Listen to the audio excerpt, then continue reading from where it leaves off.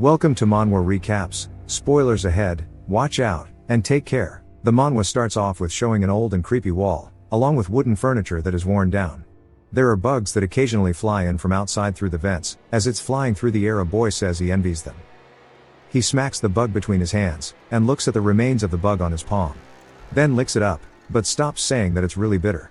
He says he's spent his entire life here. He cleans the bug off his hand, saying he's always been trapped here. His light flickers, and the boy, it doesn't say his name even in the later chapters. So boy will be his name for now. He's writing a self-introduction for when he finally gets out of the basement.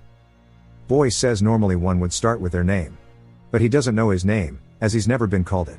He looks to the side, at a picture saying he should have one. As it's a picture of him, his mother and his father. He was separated from his mother shortly after birth. He can tell from the picture of her, and how brightly she was smiling, that she must have loved him a lot. His father interrupts his thought, saying that she's gone, his mother is dead. Boy turns around asking what he means. He tells him that she died shortly after birth, by jumping off a bridge. He starts to laugh, angering the boy. He says even though this man is his father, he is also the bastard who locked him here.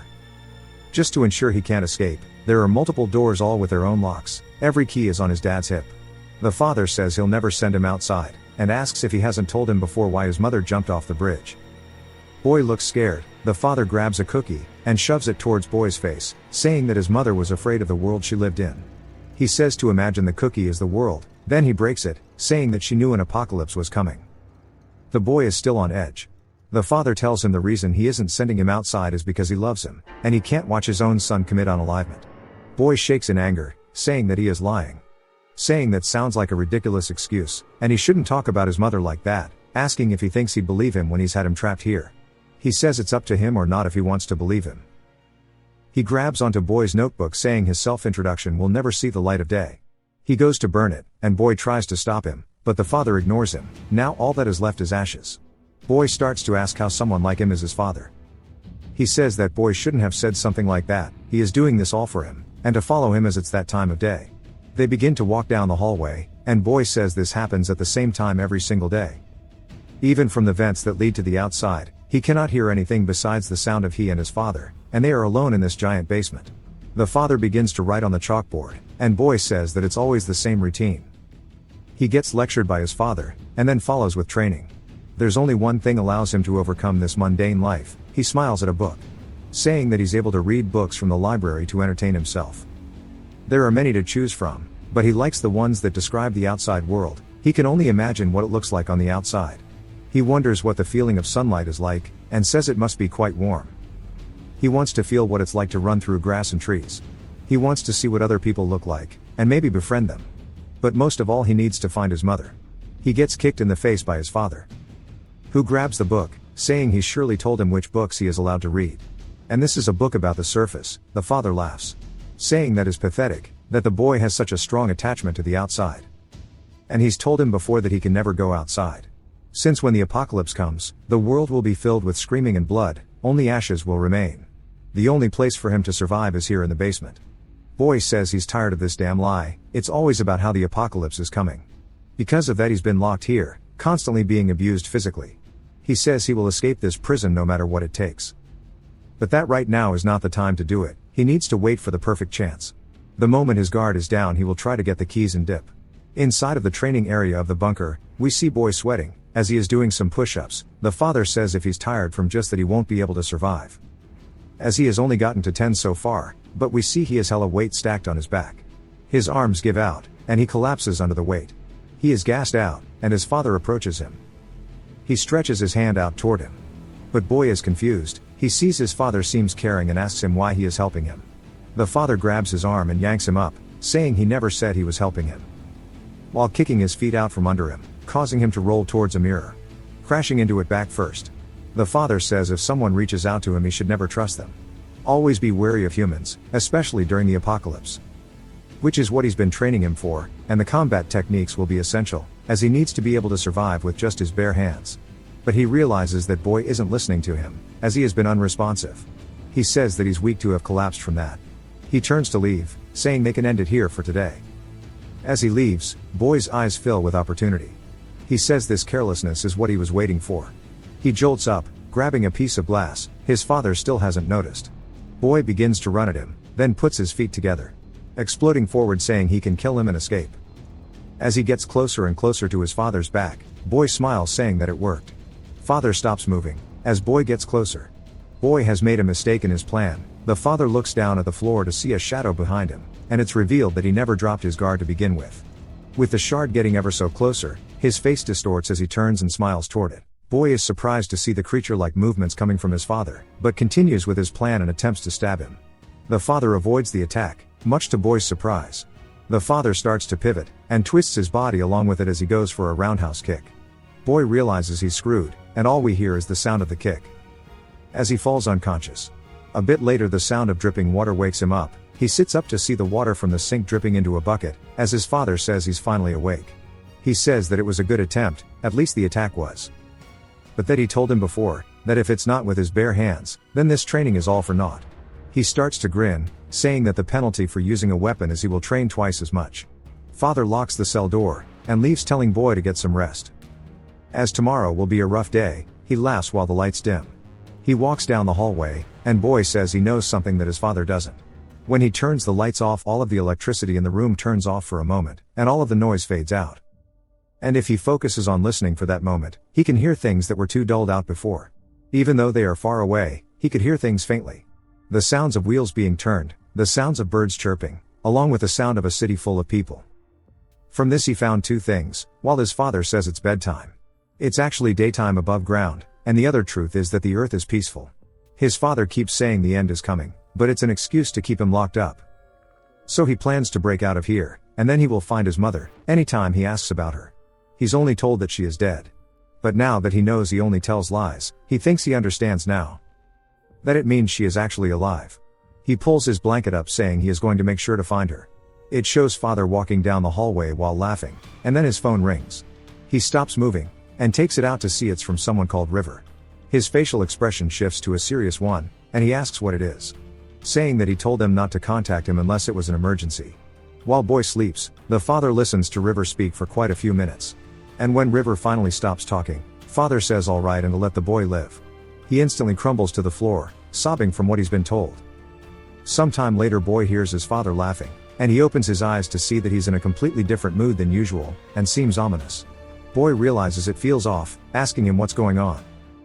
Then he feels that he cannot move, and looks down to see that he is tied up.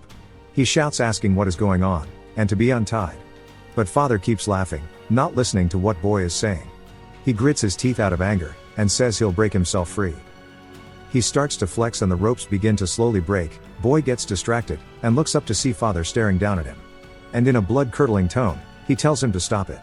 Boy breaks out in cold sweats, saying that he thought training was meant to be twice as difficult, asking if he doesn't remember that. Father tells him that the plans have changed, as they won't be doing anything today, rather not just today but from every day from here forward. He will be forced to sit in this chair. Boy starts to panic asking what he's talking about, saying he told him he would train him to survive. Father says the training is over now. Boy wonders what's gotten into him so suddenly. He won't be able to see his mom if he can't break free. He starts to try harder to break out. Father asks him what he's doing. Boy starts to struggle as hard as he can, barely snapping some of the rope. Father sees this and is speechless, then starts to laugh uncontrollably, but it wasn't like his normal laugh. This one seemed demonic in nature. He throws out a punch that cracks like a whip. There is some delay that sends Boy and his chair into the air, causing him to fall over. Father walks over, and raises his chair back up, saying that he is sure he told him not to move. He laughs then turns back to normal, but Boy is determined to break out, and tries again. Father kicks him this time, and laughs while Boy is on the floor. This sequence is repeated multiple times, and Boy doesn't know what compelled him to keep fighting back that day. As it would have made more sense to just pretend to agree and look for another opportunity. But he didn't want to give up even if it cost his life. His resentment towards Father as the one who locked him up and tormented him was increasing every minute. Boy feels his hand move, and looks down to see he is broken free from the ropes. He says he felt an excitement he's never felt before. He began to wonder what kind of face his father would make if he were to beat him. He smiles and turns to look at him, but instead is greeted with his father already having closed the distance. He thought that his father would be angry that he broke out, or maybe even worried. But instead he saw something that he did not expect, as his father was crying, and it seems like he's always been holding them back. Boy is shocked by this, as for the first time he can see that behind his father's mean persona, he is truly a saddened man. Boy wonders why he's looking at him like that. He doesn't even try to avoid the attack. After being hit, he begins to lose consciousness, and sees his father walks up to him, and in a shaky voice says he hopes he can understand. He begins to recall his father's words. He says to always keep in mind, and among all of the survival tips, the most important rule is to never leave the basement. There is no safer place than here. It has thousands of defense mechanisms, and will maintain itself for 126 years. And it has plenty of food. Trying to leave a place that has everything prepared is just asking for death. The end will find them without warning, so he mustn't leave the basement. He starts to wake up, and stands back up seeing that his father is nowhere in sight. He says it's never happened before, and the only time he disappeared was when he would lay down to sleep. He says that he was acting really strange yesterday too. He sits up against the wall, saying from the repetitive lifestyle to the current situation he couldn't understand. He knew that something big was about to happen to him. The gears stop turning, and he says his hunch was correct as the door opens. He sees every single door down the hallway has now been opened, with nobody in sight. This is a chance he couldn't pass by. He bursts out into a sprint so he can take the once-in-a-lifetime opportunity. He begins to run past the door, and through the hallway. He says by now father would have stopped him if he were here. But since he hasn't, it means he isn't. He keeps running until reaching the ladder at the end, and looks up saying he's found it. He begins to climb it, and hopes that it's bright outside. Right as he gets to the top, he removes the cover and we hear the sound of cars. He pops up out of the hole. His eyes are closed due to it being so bright, but he slowly opens them and is in complete shock. To see just a normal cityscape in front of him, with people all over. Just walking around peacefully, living their lives. His heart starts to beat loudly. He's finally made it out. A man walks over, asking why he is in the middle of the road. Boy turns and is happy to see another person. The man wonders if he's got something wrong with his head. Boy realizes it's too early for this. He can't let his guard down now that he's escaped. As father might realize he is missing, so the best thing he can do now is just run and create distance. As he runs through the city, he says he's dreamed of this all of his life. To escape from the basement, and to be truly free. Up until a few moments ago it felt like an impossible task, but somehow it still feels odd why it just opened so suddenly. He stops moving, to wonder why. He thinks maybe it was a system malfunction, but there's no way it would open solely because of that, as father wouldn't make mistakes. Which makes him think that maybe opening the door was his father's intent all along. He shakes his head saying no way, as he was the one who made the rule of never leaving the basement. Boy looks around to see people living their lives like normal people, students, kids playing happily and just smiles all around. He realizes that these could have experiences he would have had, if his father had not lied to him. There is no apocalypse, just peacefulness. Boy says he knew the worries about the end were all just pointless. While everyone is enjoying themselves, but all of their laughter began to be drowned out by the sound of wings flapping, and only one thing echoed throughout Boy's head. That was that the end finds them all without warning.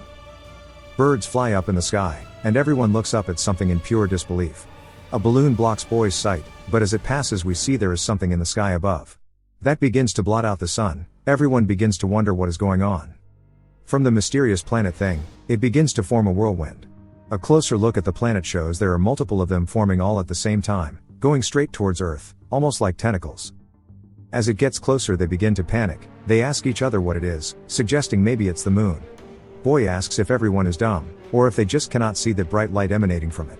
As it is a monster's eyes, glaring at them all.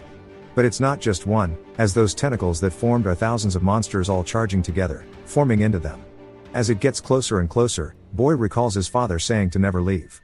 But that there is an exception to that rule, which is when the basement's location is exposed to the enemy. For some reason the monsters head straight into the basement before even going to other parts of the earth. Which means that Rule 1 no longer applies. The monsters charge through the basement, heading to the very end. With them being crammed inside like sardines, the others begin to spread out among the surface. The winners of the Darwin Award all sit and stare at the sight, until one of them is picked up by a monster and pulled towards it with its tentacles.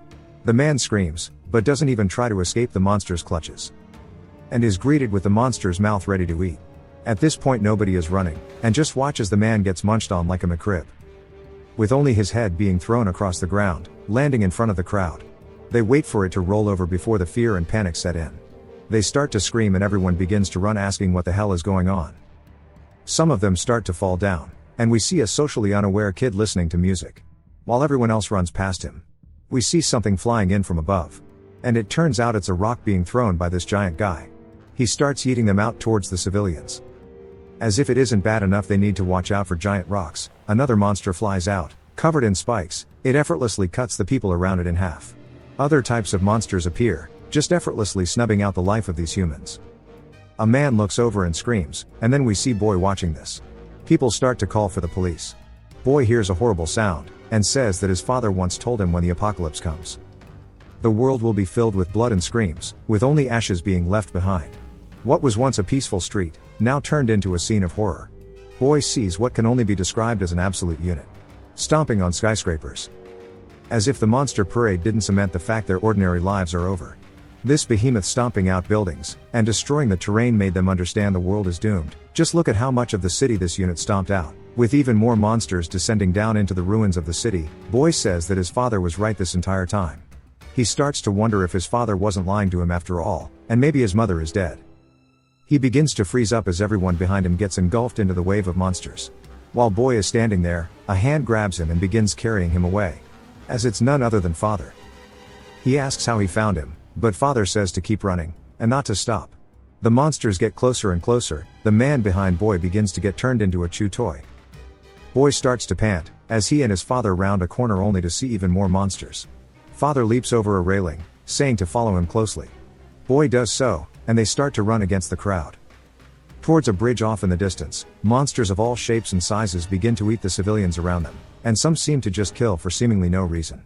Boy keeps running, but some more Darwin Award winners stand by and stare at the monsters. They consume everything behind Boy and Father.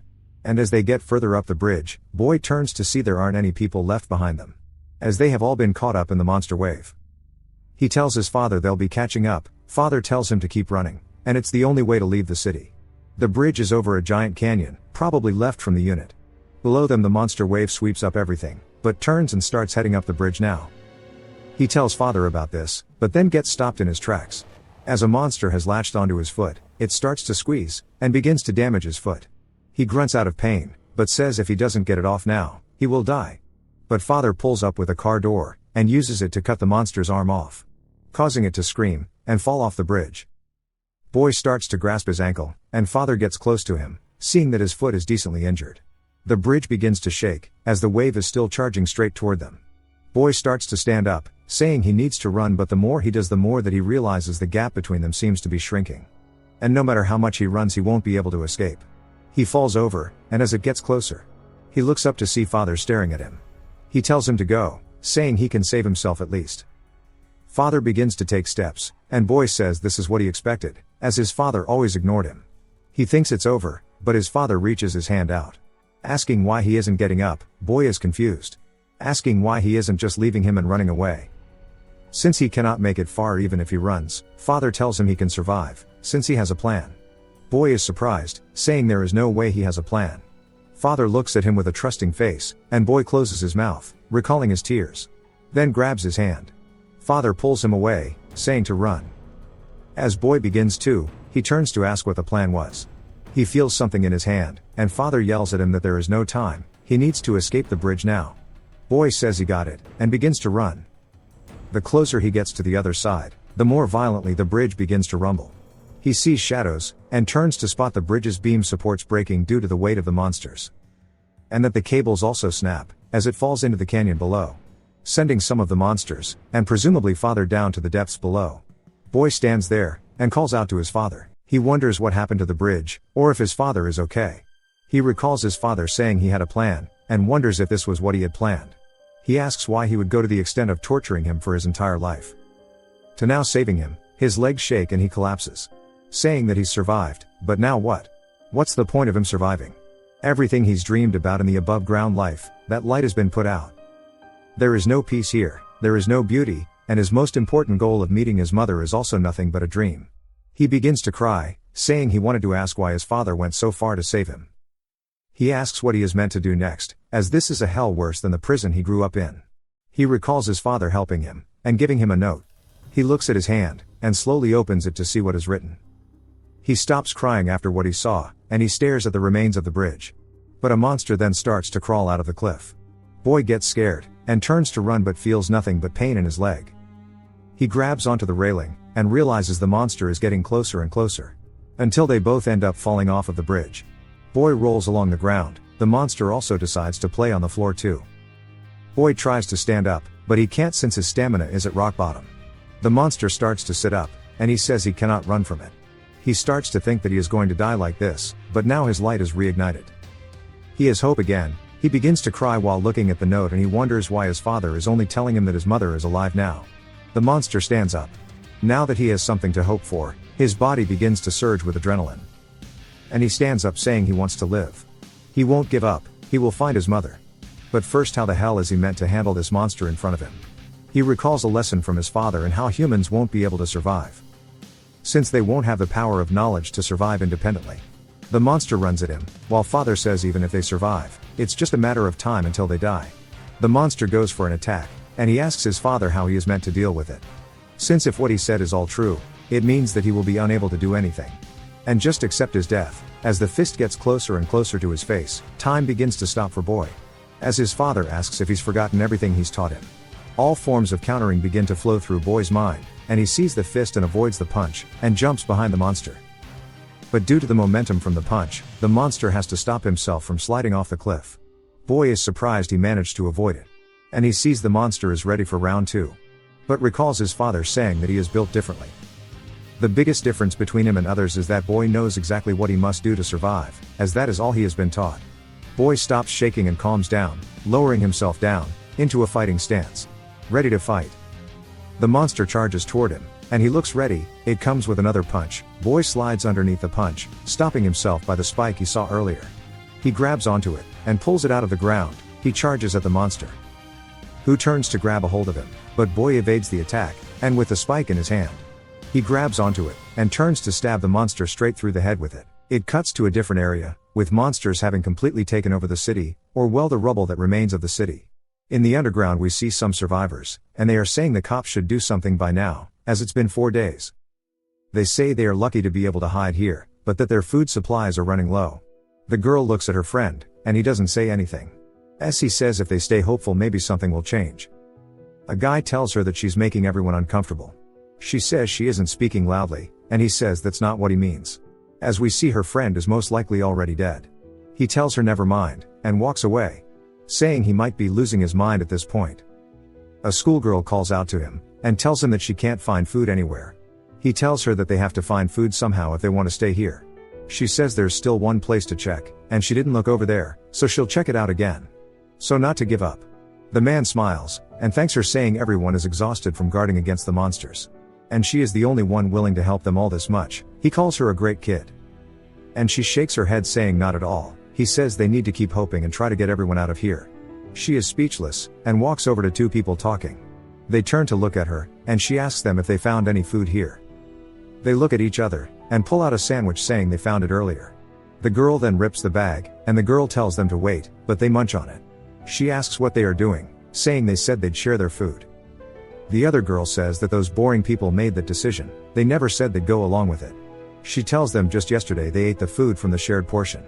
The man says he doesn't remember that. The girl grits her teeth, saying she's going to report them.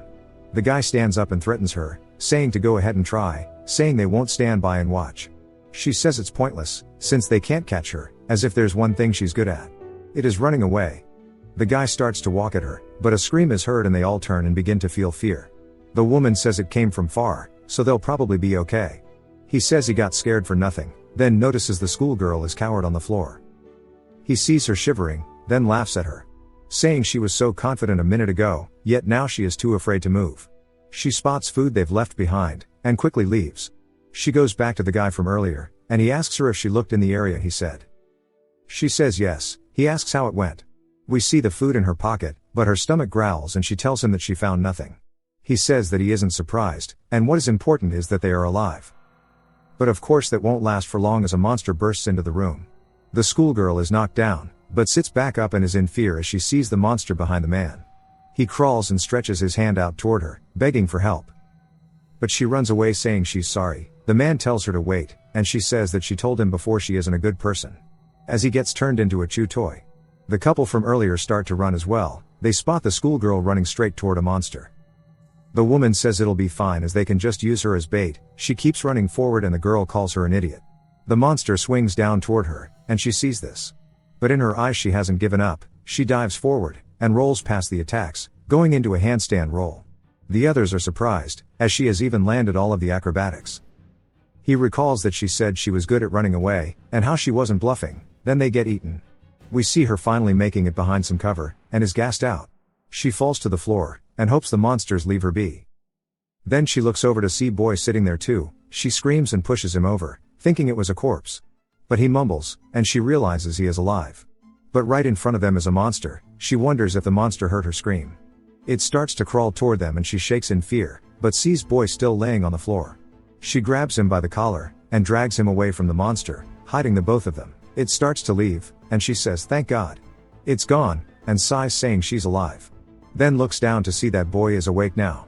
She screams again, and he jumps away from her, asking who she is, and what she was doing to him.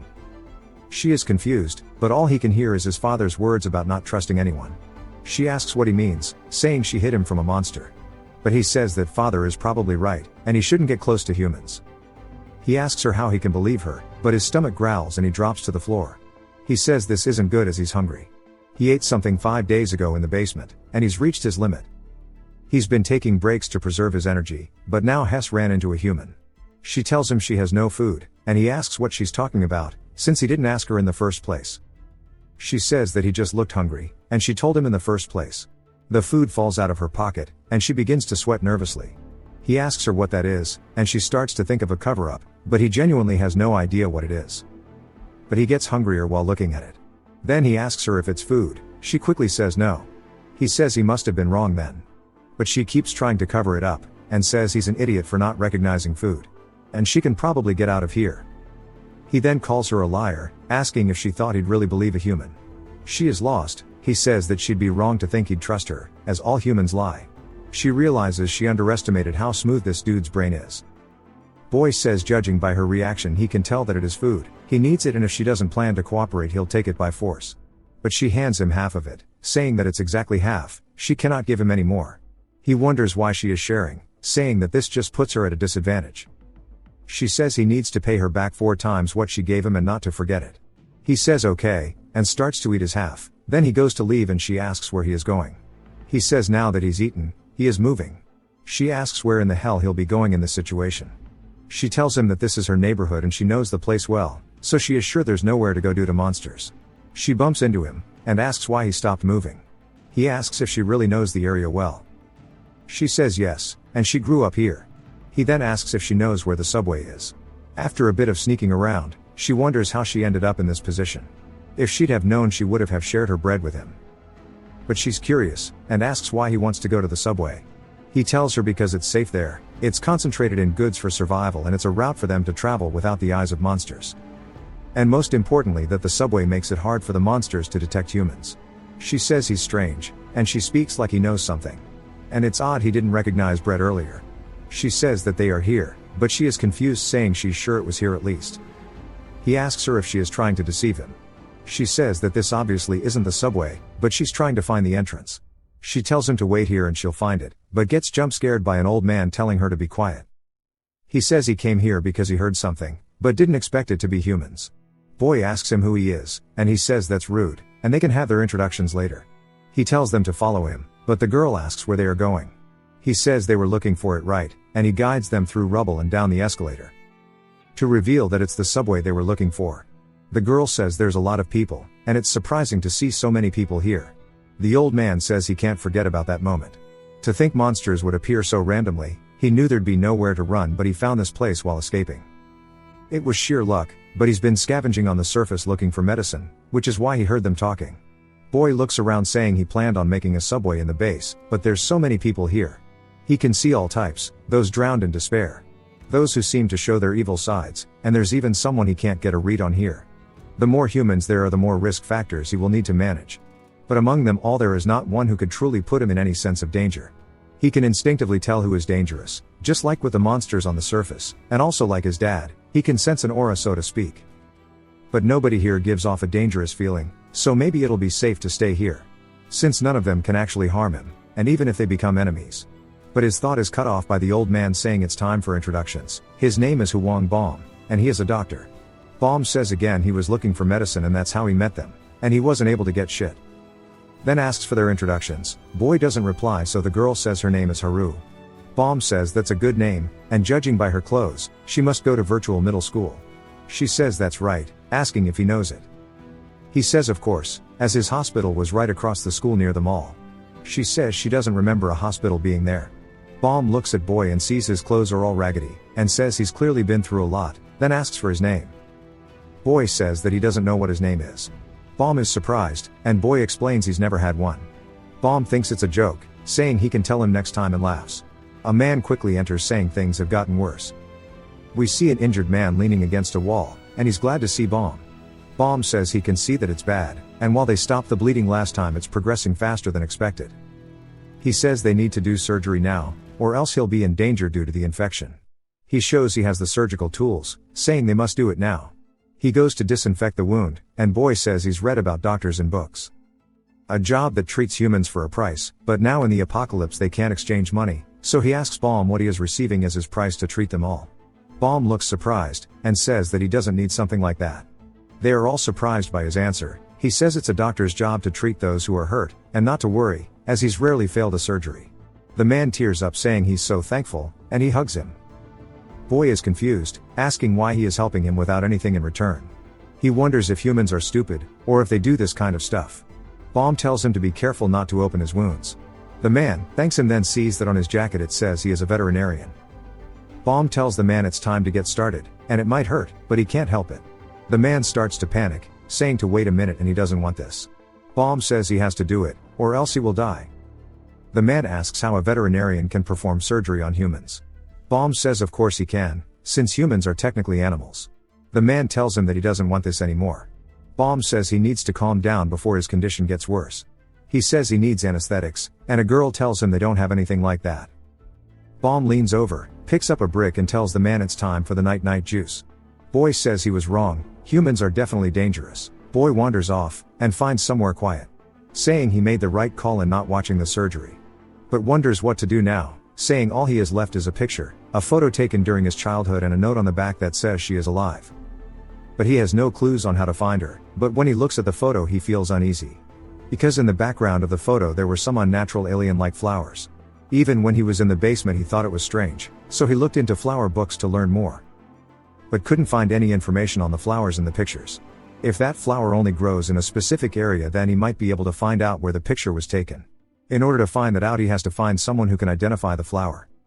It's his only clue, so he needs to make sure not to lose it, and he needs to ask everyone about the flower.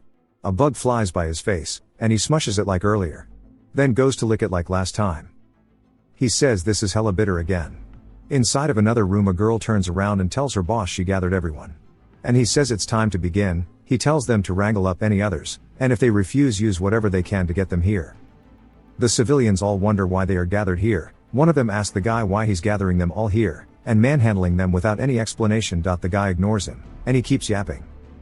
The man with the scar glares at him, sending fear down his spine. The man says he can look deep into the depths of the human mind, he can see what their true thoughts are, and he can read it all from their eyes. Inside of this man's eye he sees him cowering inside of a room, as he is feeling fear. Scar Bro says the man hides it by acting tough on the exterior. The normal guy starts to yell saying to not get closer, and Scar Bro punches him in the stomach saying that it will always reveal itself. The guy goes flying, and everyone is scared now. As he walks back up towards the guy and picks him up, saying this is exactly what he wanted to see. He wants to see more, he wants to see how truly afraid he is. The man begs him to stop, and his underling tells him that some people aren't here. He asks who, she says the old man, a boy and a girl. Along with the injured person. He says he told her to gather them all, asking what went wrong. She says that it was given to that thuggish dude but he didn't listen and disappeared. Scar says they never could get that guy under control, and he'll do it himself as he wants to look into their eyes when he finds them. She asks what to do with the one on the floor. Scar says to throw him out. The man says they can't, and he'll do whatever they ask. Scar starts to walk towards Boy's area. And we see Boy on the floor. He wonders when he fell asleep. Saying he couldn't get any good rest for a few days. Since he had to guard himself against the monsters, but he's surprised as he has no clue where he is. He's pressing down on his foot, but has no sense of where the ground is.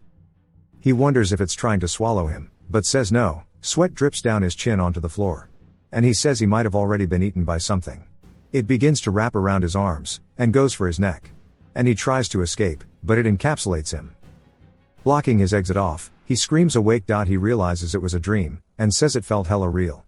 but sees Scar and his boys in front of them. He asks who they are. Scar says he has 2 minutes, and if he doesn't get to the center of the station, he'll expel him from here. One of his henchmen says he better get going now, or it might be too risky. Boy stands up, and Scar says he was curious to see who the ones hiding were, but it seems pointless. Boy asks if he plans to expel him. Boy asks how, and one of his henchmen start to bark at him. But Scar stops him, saying this is the fun way. He tells him to look at him. He starts to look into Boy's eyes, saying he wants to see his true emotions. But Scar starts to feel something overwhelming from him. And is speechless. His henchman, will call him Mole, asks what's going on, and says Boy is in trouble now, and he should have left when they gave him 2 minutes. Boy says 2 minutes, no, 2 seconds is enough time to take them down. Mole starts to laugh, saying boss was right and he's funny. Mole pulls out a knife, asking if those are his final words. Scar puts his hand on his shoulder. Mole is surprised. Then Boy realizes something, as his photo is missing. Mole asks if he's looking for it. He says he wasn't expecting to find anything worthwhile, and just found this dumb photo. Boy starts to get pissed and stomps forward, saying if there is even a scratch on that photo he will kill him. Mole starts to get cold sweats, and Scar grabs the photo, saying if he gets closer he will rip the photo. Mole starts to beat on him, asking where his confidence went. Boy is mad at himself for letting his guard down in his sleep. He says he knew humans were more dangerous than monsters. Mole asks what they should do next, and if they should expel him. Scar says no. Mole is confused on why not. Scar explains how when he looked into his eyes just now, he was different from the rest. The inside of his soul was so deep that he couldn't see anything at all. He tells Mole they'll keep an eye on him, and to keep the old photo of his. Anytime they are watching him, always keep it in his hands. Mole asks if he needs to go that far for him, but Scar makes sure he understands that it is an order. Mole says he did get scared when Boy was about to attack them. But that doesn't matter anymore. As long as he has the photo, Boy won't be able to move. We see Haru walk into the room, surprised. She asks them all what is going on. Scar says she saved him the trouble of having to find her. Haru starts to panic, asking why they are looking for her. He tells her to report to the center of the station. Mole and them go to leave, and he laughs, saying he'll see him again, and he'll take care of the photo. He leaves, and Haru sees him sitting there. She walks up to him, asking if he is okay. He smacks her hand away from his face. She grits her teeth, saying that she was trying to help him up. He tells her he doesn't need that, and to move human. She says her name isn't human. She's told him before what her name was, and to remember it. He walks past her, asking if he really needs to remember something like that. Bomb notices the awkward air around the two of them, and asks Haru if something happened. She angrily says nope, and that she's the idiot for trying to talk to someone who didn't want to in the first place. Boy sighs, asking why he would hold a human's hand, as his father warned him to never trust anyone who stretches their hand out toward him. Humans are his enemy after all. He sees Mole, saying it'll be easier for him to take it back by force. Even if he were to rip it up, he could just put it back together. But he doesn't want to ruin the photo. It's the only item that came with him out of the basement, so there's no need to risk it being ripped. He'll wait for him to let go of the photo. Scar says since everyone is here now, he will let them know. They have two options, either follow him or don't. If they choose to follow him, they won't need to be worried about being kicked out. Like the guy behind him, he points to the man from earlier. He says that he tried to cause chaos in the subway, so he has decided to expel him. If they choose to stand with him, he won't treat them like he is the rebel who tried to break the peace. He won't make them follow by force, but it should be known that his word is absolute down here. Everyone looks afraid and starts to see what others are deciding. And slowly but surely everyone begins to take Scar's side. Bomb says that the strong rule the weak, in a world where the law is obsolete. It's not strange that things ended up like this. Scar won't specifically say to follow him, but is trying to imply what would happen to those who don't agree to do so. And following Scar is the logical choice if he wants to live longer. Bomb sweats nervously, then smiles and straightens his tie, saying he's already lived a long life. Being unpredictable occasionally isn't so bad. If he joins that side, he might not be able to help when a patient really needs him. So he plans to stay on this side, even if he is alone. But we see Haru isn't joining, and she lets out a sigh. Bomb is surprised, and asks her if she doesn't plan to join them. She says nah, and he tries to tell her to go over and do it, and this is foolish. She laughs, and points, saying she's not the only one being a fool. He asks what that means, and turns to see that Boy and a whole lot of others aren't taking his side either. It cuts to a girl with Bomb, and she asks why nobody is including her, and she didn't want to stay here. But now they are being forced to join the other group, and might be tortured. Another girl, Freckles, says it won't be that bad, they just kick them out or starve them to death rather than torture. Glasses gets scared, and starts to scream saying they are screwed. A little girl bumps into Bomb. What I'm assuming is her father told her that he's sorry, and should have held onto her properly. Bomb laughs, saying she's at the age, but tells her to listen to her father. She starts to speak enchantment table, and he says she can't hear her very well. She screams that he isn't her father, headbutting Bomb. She says her dad is looking for her with her mother. The man says she's right, they just keep crossing paths and he noticed she was separated. So until they find her parents, he is acting as her guardian. Some men are talking, then look over to see Boy walking into the room. He tells him that the boss said he cannot enter, or else he'll be punished. And he won't be an exception because he is young. Boy ignores him, wondering where the bastard is who stole his photo. It cuts to some people saying to only take the amount that's been rationed, and they'll be checked after, so don't mess around. Glasses asks why they are getting so little versus the other people. The guy tells him that it's the boss's rules. And they are stuck in the room doing nothing, so why do they need a lot of food? Some smell of the food floats around, and towards a guy straight into his nose, just like a cartoon character. He opens his eyes saying he smells something good, asking if it's time. Then a guy asks someone else where someone is. He's talking about the boss's left-hand man, we'll call him Mohawk, since his nickname is Chicken Comb. He doesn't listen to anyone and does his own thing. And he's a psychopath who kills people with a smile on his face. They ask if that's real, and say they should never bother him then. The little girl from earlier bumps into him, spilling her food everywhere. And she looks up to see Mohawk. He tells her it's dangerous to be running around here, and now his clothes are messed up. He tells her to follow him, and they start to talk about how the next victim is the kid. But they wonder why he's walking their direction. Mohawk calls out to them, and they ask what he needs. He says nothing much, and to give this girl her rations. They say the rations are one per person though. He says they can give her his then. He hands her the tray of food she spilled, and she stops crying. They wonder what he's doing, and says that this must be a form of torture. And he'll bother her while she goes to eat. Her guardian quickly tells her to get behind him, and asks Mohawk what she did wrong. Mohawk gets angry, asking what the hell he did wrong. The guardian says they need to go and quickly runs with her. But the little girl turns back to look at Mohawk, who is confused, then he smiles. It jumps to people guarding a door, and Freckles is talking to Haru saying there seems to be more surveillance. Boy wonders if he should just go find his photo, and he looks over at Haru, who looks away since she's annoyed since he was being rude to her and smacked her hand away. Freckles sees she's acting strange. It jumps again to everyone asleep, and Freckles sits up and looks around. She sees Boy sitting in the corner and walks over to him. She goes to touch him and then starts to feel pain. As he's grabbing onto her arm, she is surprised he was awake. Boy asks what she was doing, saying he knew she would attack him in his sleep. She wonders why he is so strong, but says it hurts and she just wanted to talk. Boy asks what she means by talk. She says it sounds like he's never had a conversation before. Bot stares at her blankly, then asks why it matters if he's ever had a conversation before. Freckles is confused. He lets go of her hand and says to get to the point. She stares at him, and says now that she thinks about it, why is he always away from the rest, then asks if she is a shy person. He gets annoyed, saying she is speaking nonsense. Saying he has no reason to be close to the enemy. Freckles asks what he means. He tells her that every human is an enemy. Asking if there's a reason why he should be close with people who will backstab him. Freckles says she doesn't plan on hurting him. He says doesn't believe her, she could be lying. She says that's fine, but asks him to reconcile with Haru.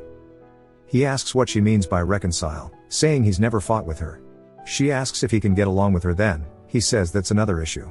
They are still human, and she's no different to him than those outside the room. Freckles says that Haru thinks others can't hear her, but she cries every night while holding her breath.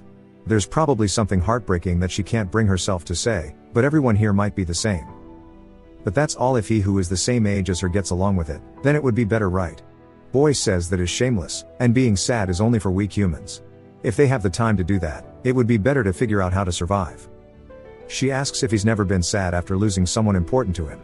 He recalls father saving him on the bridge, and says no, and there won't be a case in the future either. Because he doesn't have anyone close to him. Freckles says that not being sad because he doesn't have a special person, that just makes it sound like he is incredibly lonely right now, and will stay that way. But don't worry, as she would be sad for him if he dies. Boy is surprised by this, and says that makes him feel bad, as he won't die, and he won't care if she dies. She laughs saying that's cold, then starts to cough. Bomb seems like he's waking up. She says that she might have talked too much, but won't bother anymore. She tells him sweet dreams, but he doesn't say anything, and just thinks that she is a weird human. We see Glasses pretending to sleep, saying this shit is exhausting. Boy says that it has been about 4 days since he came here at first. He only simply wanted to find somewhere to rest, but now some human is holding his picture hostage. It's leaving him unable to do anything to find his mother. We hear the sounds of him being beaten up, and we see him taking their hits. Boy simply asks them if it is fun, and Mole laughs, asking why it would be fun, in a sarcastic tone, saying that he doesn't want to be doing this either, and that this is punishment. Punishment for leaving the room as he pleased. Boy asks if that is right, saying that in that case, surely Mole should punish him himself and put away that picture. Mole starts to feel an instinctual fear, realizing that Boy is not even afraid of him. Rather than looking at the picture, it feels as if he is looking down on him. Mole yells at him, saying that if he's still able to run his mouth, it means that he hasn't been beaten enough. Boy says that father explained to him how humans are inherently weak, and he thinks he understands what he meant now. Boy goes back to his area, and as he is walking back, Freckles realizes that he is beaten a bit, and asks him if it was Mole in his group. Boy ignores her, saying that he understands that not only rude humans exist. Bomb says fortunately, doesn't look like he is hurt that bad, but they should disinfect it. Boy shakes his head, saying that he's fine with this much, and it's alright, and then takes a seat. A tray of water and food is quickly given to him, as Freckles says that she got his lunch for him as she didn't know when he would come back. He goes to thank her, but quickly stops himself and almost makes her choke on her food, and she asks him what he was about to say. He says nothing, and she starts to cough. Boy says that he suddenly had a thought, and he recalls how she says that she doesn't plan on hurting him. He says that if all of that was not a lie, and that if she would truly be sad if he were gone, then maybe it would be okay to trust her a little. Her food falls to the floor as she starts to fall over as well. He looks over to see the can rolling around, as Bomb asks her if she is okay, telling her to get a hold of herself. We see that something is wrong with her, and Bomb says that her symptoms don't look good and that she needs medicine. But the problem is that they have to go to the surface, as they don't have the medication here. Freckles says that it's fine, as there's no reason for them to go to the surface just for her. Bomb tells her to stop talking, saying that if they don't get that medicine now, her condition will get worse. Boy, out of curiosity, asking how will she get worse without the medicine? Bomb starts to think about exactly how to word it, but Mole walks in, saying that the boss is calling for Bomb. Mole spots Boy and lets out a sigh, and then pulls out his picture, saying that he doesn't understand why he has to hold this up in front of such a little kid, when he can easily take care of him by using his knife. Mole says that he's got orders for Bomb to treat the people who were injured and to hurry up. Bomb tries to tell him that he can't, but Mole takes it as disrespect, asking if he's planning to continue to disobey the boss. Bomb says that is not what he meant, and he shall treat the other patients once he treats this patient first, since they need treatment immediately. Freckle quickly gets up, saying that she is okay, and that if they tell her where the medicine is, she can find it on the surface herself. Bomb tries to get her to understand, saying that she won't be able to survive on the surface in her state. Mole says that he understands how it is, and he wishes they said it sooner. And we see that he quickly stabs Freckle in the stomach, saying that he would have helped earlier if he knew about this. As Freckle feels a sharp pain in her stomach, everybody else is surprised. Even Boy is caught off guard. Mole pulls the knife out of her stomach, causing her to fall to the floor. Bomb quickly runs over as the rest watch. Freckle begins to bleed out, and the blood starts to pour towards Boy, who looks at her. His eyes fixated on her chest as he says that he can feel it. He can feel that her life is slowly fading away. As the blood begins to pour out more and more, Boy wonders why humans can die so easily. He watches as her life force begins to dim out, second by second, getting smaller and smaller. Something starts to unravel inside of him, and then she touches him with her finger. He snaps out of it, and then she asks him why he's so serious. He doesn't know what to say, and she says that she's sure that he said he wouldn't care. And then her life force completely stops. Boy is speechless, as her motionless arm falls to the floor. Everybody else understands. While they don't know what to say, Mole chirps up, saying this was annoying, and he can't believe he got his hands dirty. Bomb starts to shake out of anger, asking why his expression never changed, even though he just killed somebody. And that he understands now that monsters aren't only on the surface. In his same annoying tone as usual, Mole says that he's being too harsh, and this is no different than him saving him. If things were left like they were, Bomb would have followed her to the surface, and he couldn't lose their doctor just because he wanted to save one human. And that everybody should feel grateful, as dying in this way is more peaceful than being eaten by the monsters. Boy is still standing over her corpse, and Mole glances over at him. Seeing that he is not moved, he begins to laugh, asking if he's scared. Saying that he acted as if he was so tough, Boy turns to him and gives him an intense glare. As he looks at Mole's hands, he realizes that he's holding a knife, and says it doesn't seem as if he has the picture. Mole realizes that he's right and turns, saying that he dropped it when he grabbed the knife earlier. Boy drops his stance, and Mole turns, asking what he is going to do about it. Seeing him lowering himself towards the ground, Mole starts to laugh at Boy just standing there, and then he closes his eyes to blink. Boy takes this chance as Mole continues asking if he is going to jump him.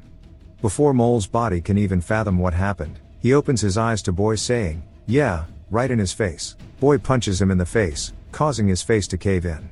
And before his men can even react, Boy quickly dashes forward, past them.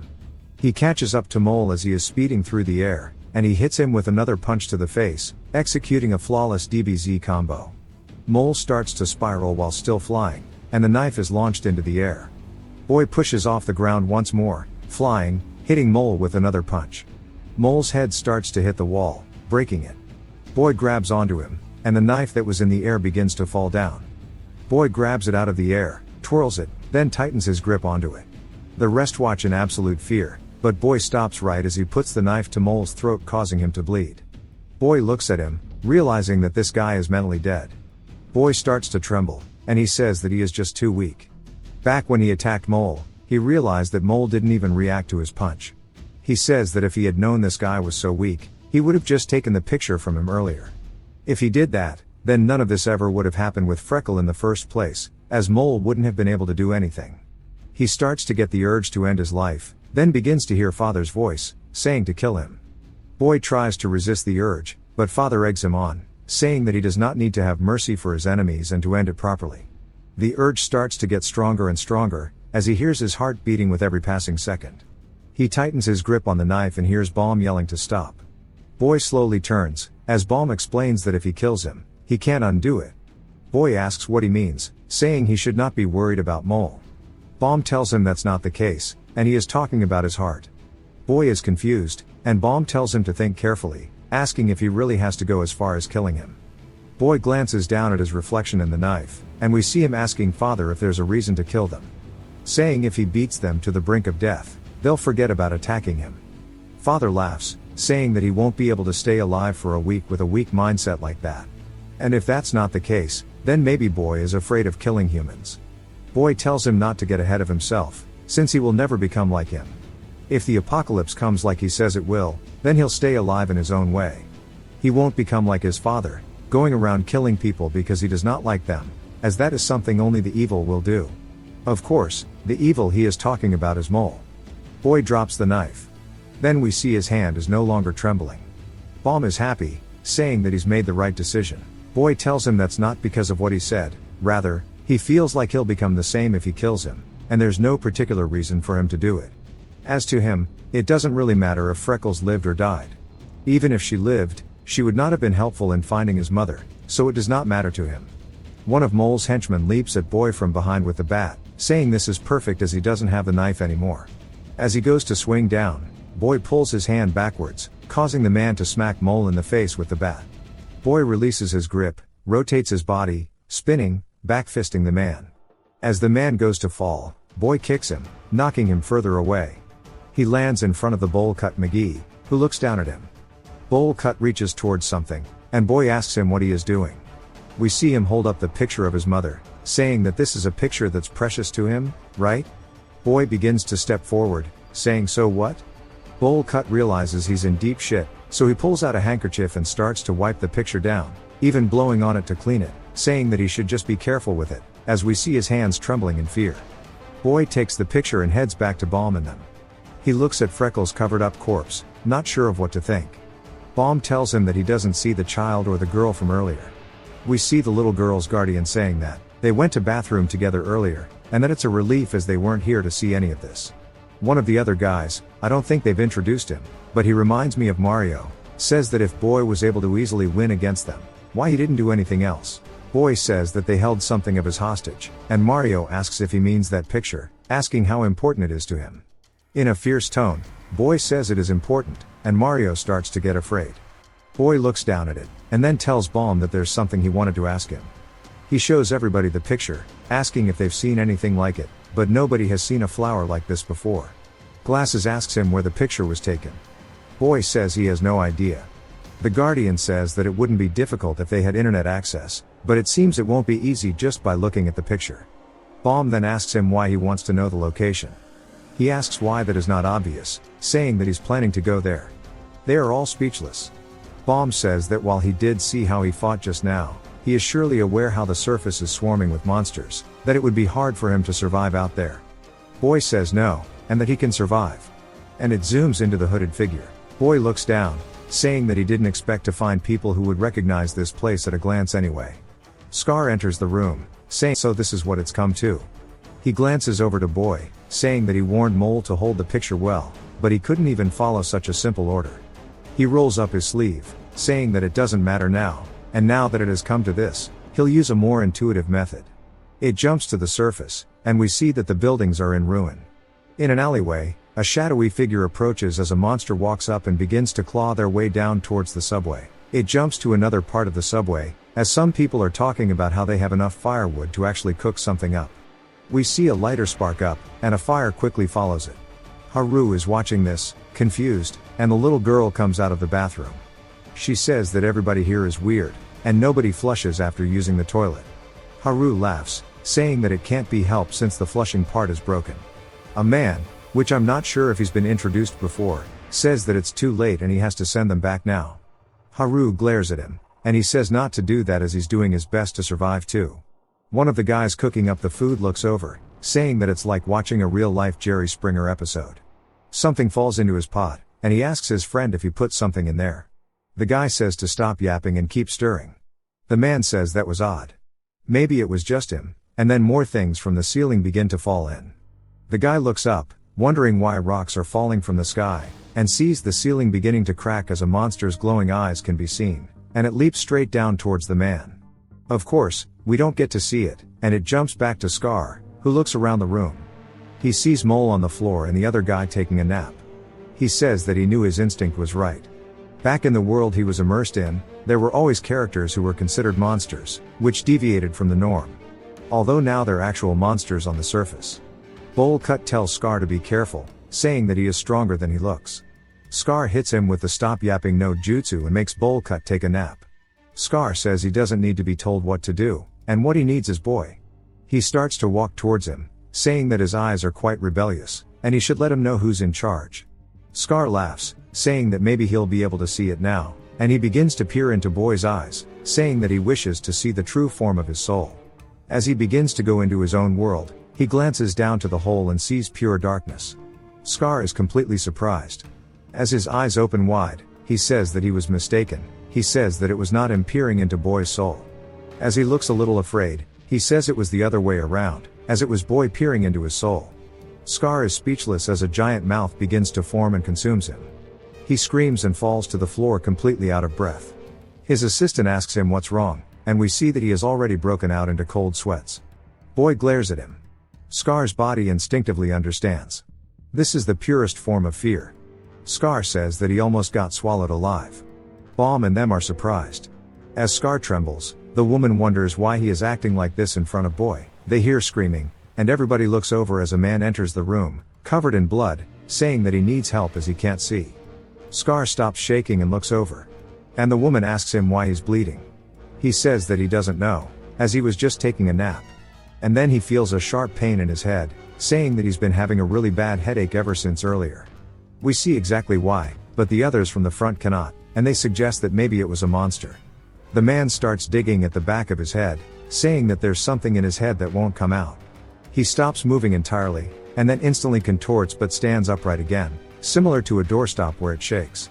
Everybody is completely baffled as the man's glasses break. 2 tentacles shoot through his eyeballs, stabbing a man in his shoulder. The man screams, but Scar steps forward, grabbing onto the tentacle and yanks it.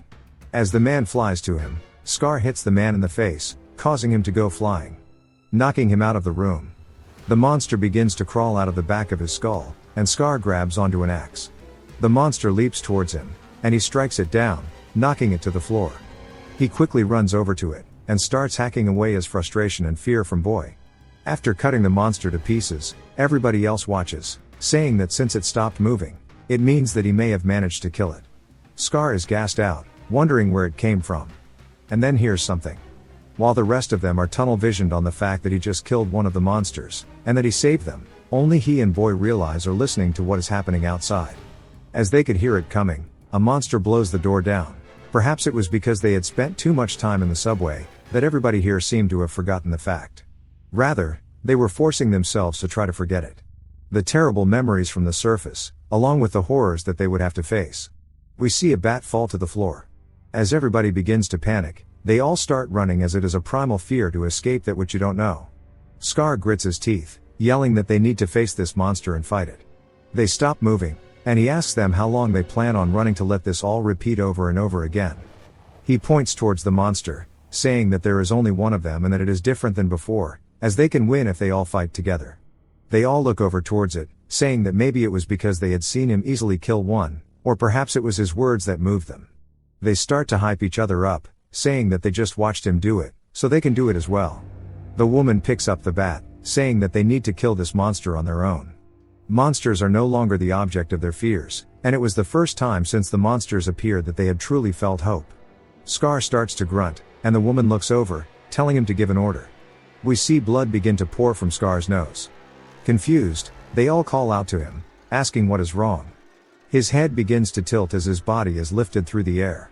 The monster that was laying on the floor, cut up into pieces, begins to stick its tentacles out of his mouth. As we see, it has already given him some serious back shots. The rest are confused, saying that he definitely killed it. So why is the monster coming back to life? They start to think that this means that monsters are unable to die, and that even if they did jump just one monster, they would never truly be able to win.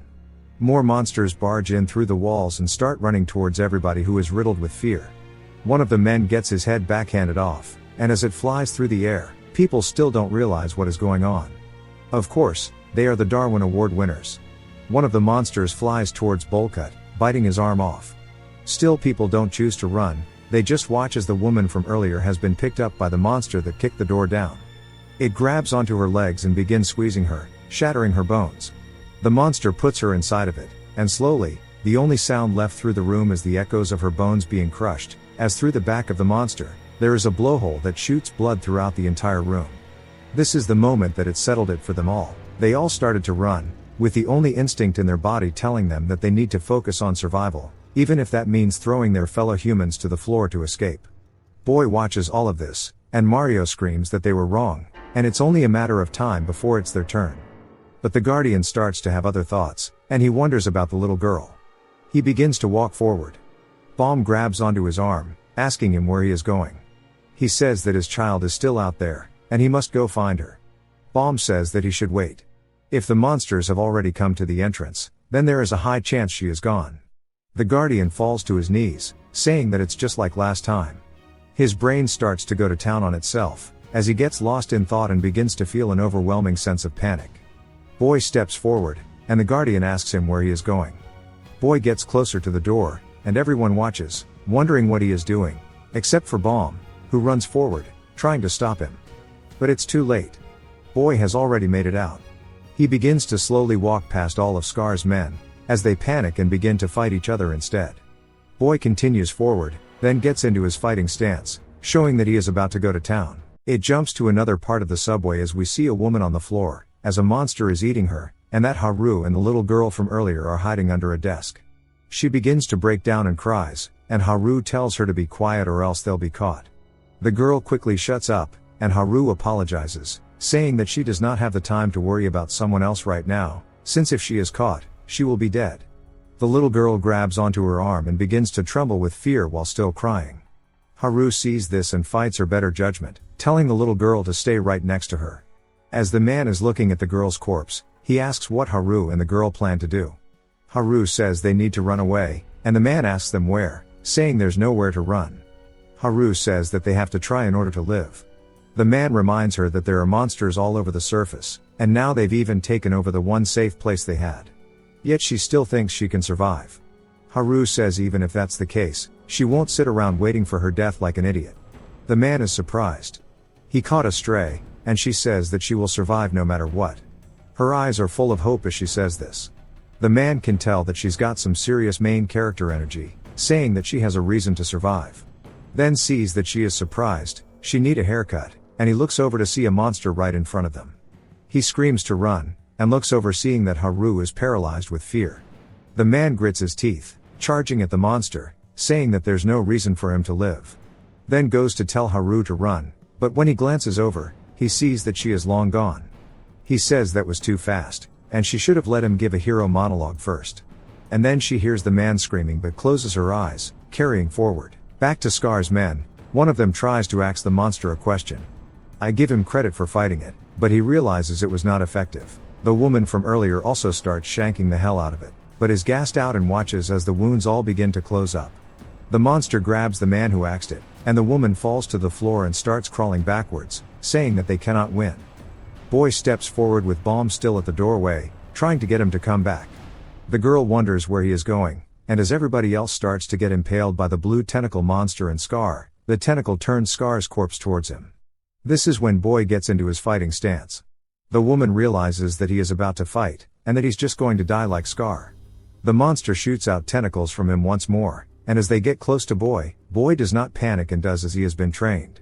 He dodges below the attack, grabbing onto the tentacles. More starts to fly in, and he dodges them and starts using the original two he grabbed to tangle up the rest. It goes for a surprise attack to his back, but Boy recognizes it and bounces off the wall to avoid it, causing it to stab into the wall. He lands, still holding onto the tentacles, and then ties them off after having tangled the monster up. It shoots out another attack. Boy drops the two tentacles he tied up.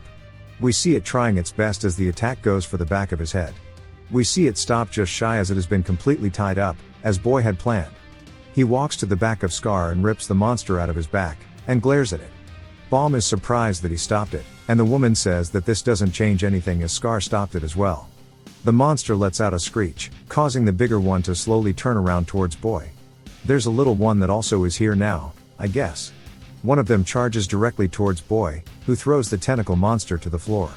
As it goes to bite him, Boy knees its mouth closed.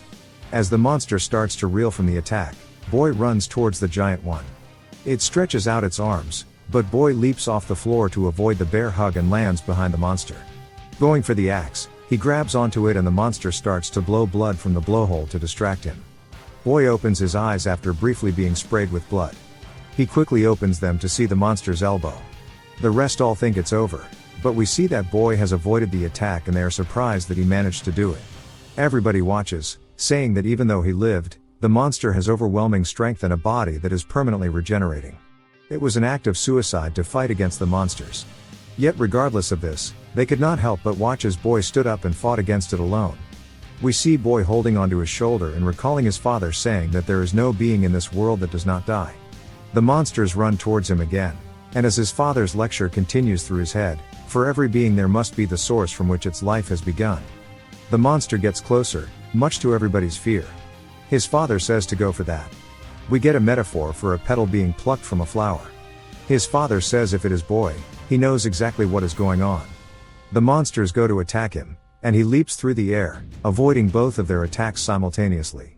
His father says that Boy will be able to tell where their lives begin. Boy stops himself on the backside of the monster. Akin to how flowers are rooted to the ground, and that they all form from a seed. If you pluck the roots the flower will die. Boy sees the weak points on the back of the monster, and readies his axe, striking the monster's core, or seed. The giant monster instantly unravels into a stringy-like substance, and begins to slowly coalesce into a smaller form at the tip of the axe. Boy is gassed out and looks down at it, as we see that it now looks like a weird stone. Everybody is surprised. Bomb is the first to speak, asking if he really just killed a monster. It jumps back to Haru running with a little girl who turns around while crying, seeing a monster chasing her. Haru is also just as frightened, and she continues to run forward, trying to find a way out. As soon as they turn the corner, she's horrified as she turns to her left to spot a budget dinosaur eating some man's feet. It catches her so off guard she loses her balance and stumbles on the ground. The monster starts to put the man down, and she begins to freeze up. She loses all rationality and leaves the little girl, focusing only on running and protecting her own life. Everything becomes a blur for her, and she quickly leaps past Bomb and hides behind the rest of the group. She stops running and is clearly gassed out, and as her vision comes back, she starts to finally calm down. As the little girl's guardian calls out to her, asking where she is, Haru realizes she's not holding her hand anymore. We hear the little girl scream, asking Haru where she went. As she walks towards them, we see the monster they were originally running from come up behind her. As it goes to eat her, the guardian makes his best effort to run to her, and Haru watches in complete fear. Then Mohawk comes out of nowhere and shoves the monster out of the way while grabbing onto the little girl and sliding into the room. He squares up with the monster and yells at it, saying that he's going to rip its eye out. The monster gets scared and runs away. At least that's what Mohawk thinks, and he's confused. We see Boy fighting a monster behind him. Bomb says that unfortunately, that does not seem to be the case. Even if he didn't see it, he was coming this way, saying that the reason they're safe is for one simple reason. We see the monster run towards Boy. Boy swings down on the monster, instantly unraveling it, turning it into a little stone like the previous one. He's gassed out and says that he's got the second one. He hears footsteps coming from his right. He sees a punch come in, and he avoids it. In that span of him killing those two monsters, 3 more appeared. He says if only there were a few attacking him, he would have been able to fight them off. However, the number he's up against now is 3. Unlike the 2 from earlier, these guys don't have blind spots. If his attack is even slightly off the mark, it will be fatal. More importantly, even more monsters will appear. If he considers the current stamina he has left, the chances of survival will greatly decrease if he prolongs this fight. In the back of his mind, he starts to debate running away. He's saying it's not hard to run away instead of fighting, and he'll probably be able to find a base to hide from. But if he's not here, everybody else is going to die. But he doesn't have anything to do with them, so there's no reason for him to fight, since humans are his enemy. He starts to recall Freckle and realizes that his thought process is wrong. While he is lost in thought, the budget dinosaur attacks him from behind, and he turns, realizing he let his guard down. He's too late to avoid it, as it stabs into his back, sending him rolling across the floor, ripping his shirt. We see the wound isn't fatal, but it is quite deep. The monster starts to approach him. Boy grits his teeth, and then we see Mohawk step up in front of him with a bat, saying that he understands the gist of it, saying that Boy must have a way to kill these monsters. Boy is confused, and Mohawk begins to smile, asking him how he can help. If you've watched till the end, comment, Condor, to let me know. Subscribe for more videos like this, leave a like or a comment to help the channel out. Thanks for watching.